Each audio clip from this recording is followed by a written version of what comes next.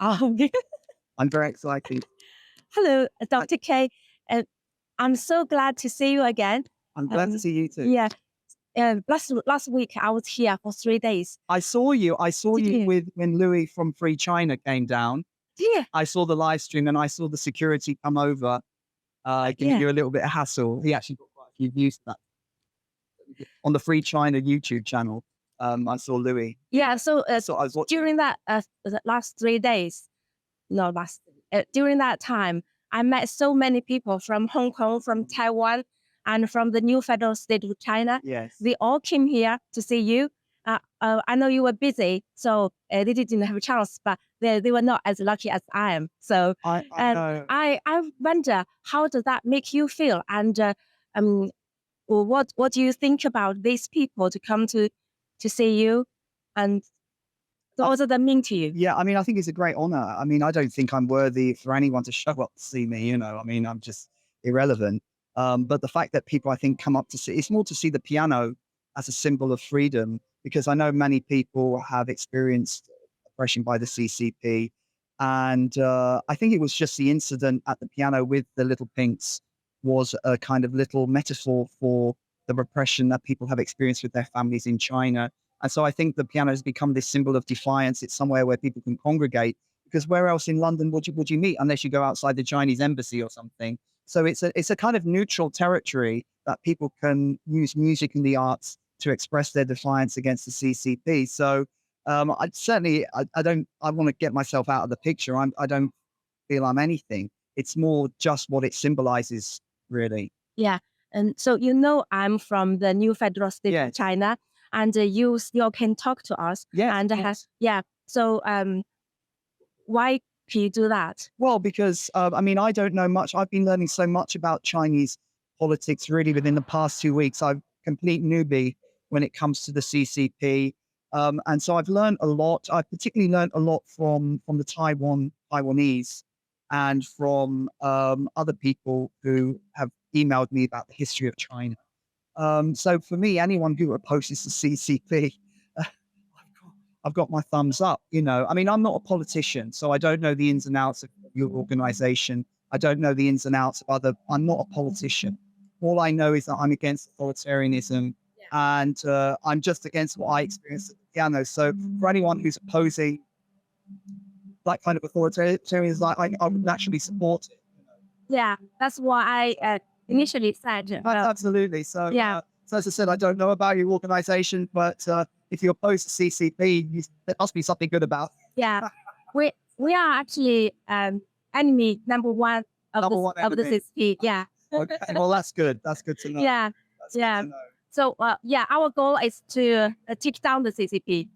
So, Well, I yeah. think so. And I was listening to the question that Free China asked you, how are you going to beat down the CCP? And Yeah. the answer is a little bit at a time. A Yeah. little bit at a time. It's a huge goal. You know, a journey of 1,000 miles starts with one step. Yeah. And so you chip away a little bit at a time. So, you know, for example, the CCP are huge in propaganda, you know, and the brainwashing of the little things. I've had quite a lot of abusive direct messages on Instagram from little pinks. And I was going to print, because some of them are really funny because they can't spell rude words and they spell them wrong. So instead of saying the F word, they say funk you, funk your mother. You know, I've got a lot of those. Yeah. So I've got a lot of those.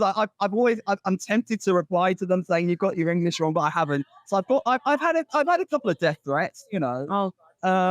And I haven't publicized the emails because I don't want to worry my wife, you know. But I think a lot of it is nonsense. But for me, the brainwashing of these little things is incredible. I didn't realize the young nationalists were so brainwashed.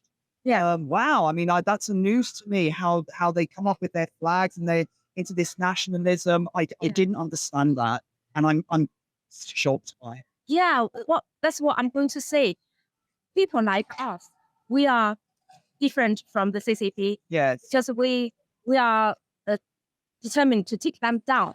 But for other people who work in a restaurant or in a factory, how do British people to tell, or the government to tell they are different from the CCP? Because the CCP hire a lot of people. Yes. who are already working in different fields. I know. I mean, Yeah. I got an email during the week. There was a bit of controversy about the person in the background, whether it was Christine Lee or not. Yeah. It was another spy called, I can't remember her name. You probably know her name is Liu something. She's another CCP. She probably say this. It's probably MI. There was another spy, a Chinese guy, who I won't tell you his name, wrote to me, and he said, this is another spy. I mean, I'm getting a lot of spy. I've been invited to join the spy. I've been invited to become James Bond. Right. So I've had more information about serious influences over here. Yeah. And I didn't realize how big it was. So it seems to me that China is playing the long game, that they want it's a long-term influence that they want to do. So they want to get involved with politicians who may become prime minister. So that's what I've heard they're trying to do. They're trying to get involved with politicians and they're playing the long game. And it's an influence. It's what they're trying to do is get influence. And they use it. And what somebody said to me, a Chinese person, I won't tell you his name, he said he went to one of these CCP things up in Nottingham for the New Year. And he said, there's no humor. He said, they're very serious. There's no fun. Yeah. And that strikes me about it. These CCP, they don't have a sense of humor. No. Have you noticed that? Everyone behave like a military. Yeah. Yeah, that's the one. Wait for it. The police are coming. They're gonna. I mean, he thought we were in Beijing. I was like Tiananmen Square, Yeah. like if we were in China, I'd be taken off to whatever the camp is. Yeah. And I think he was trying to, it just shocked me that they were trying to impose Chinese law in London. And I think some of the Hong Kong people would call this transnational repression.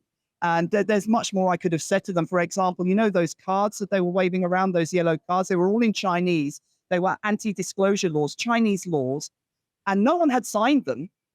No one had, and they were just waving them around. So they came to London and they wanted to make the spot by the piano, a little Beijing. Yeah. And so this transnational repression, how they try and threaten the Chinese community, over how their reach is very far. So I understand why a lot of Chinese people don't want to go public. And I've spoken to a few Chinese people who've asked me to delete their videos up once because they got scared. So I was shocked by that as well. So, we got to oppose these people. Oh, yeah. We love you for that, for your bravery. Thank you. I don't feel brave. I don't feel brave. I was just doing my thing, right? I don't feel brave. I was just doing my thing. I just stood up. I didn't realize when it happened, people just thought it was a misunderstanding of cultures. Okay. They thought, it was just Chinese. We didn't understand it was a propaganda operation. But it's all come out now. So it's a very interesting story. Hopefully somebody will make a film of it. Yes. To sell the rights. Come on, Hollywood. Get on with it. I see a big production coming, live stream catches spy operation. This is a Hollywood blockbuster. Right. And it could expose the CCP. Yes, it will. Yeah. So, Hollywood getting involved. Yeah, thank you very much. And hopefully in the future, you can join our interview again. Well, yeah, I mean, best of luck. And I'm all for freedom, for dismantling the CCP, for being able to think, and also how they are repressing Chinese culture. That's another thing, the traditional Chinese culture, how these people want to control everything, whether it's the dancers, the old Chinese philosophy, the meditation that they try to put. These people are control freaks and they're narcissists. They want to control, they want to micromanage Chinese people. It's an anti-human system, right? True. It's an anti-human system, and music and the arts, which is where I'm coming from, threatens them because they can't control it. Like Name We from Taiwan has been banned.